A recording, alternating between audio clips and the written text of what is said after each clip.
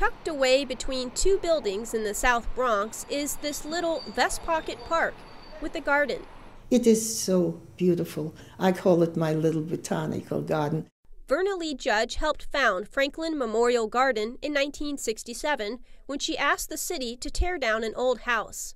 Since the kids were being hit by cars and hurt, go to the hospital, I went to the city and asked the city to please pull that house down since it was abandoned and let me have it for a play lot for the children.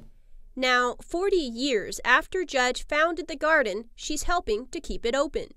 Last year, she noticed trash piling up on the back of the lot. She turned to Bronx Greenup for help. I told her that if the garden was not maintained properly, they probably wanted to take over this area, put another building. Lamus has a day job as a senior horticulturalist for the New York Botanical Gardens. He used his skills to redesign this garden.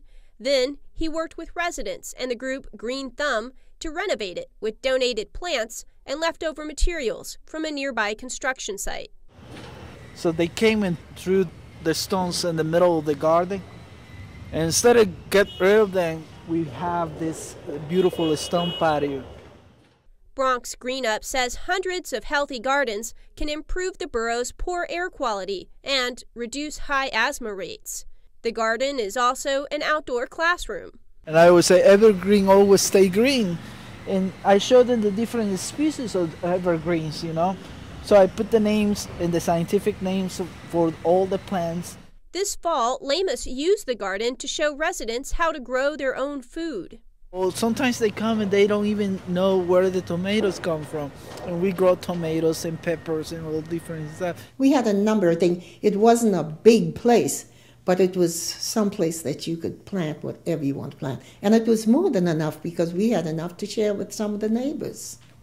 Judge and Lamas say they may use Franklin Memorial Garden as a model for how to renovate more than 100 other Bronx Greenup community gardens.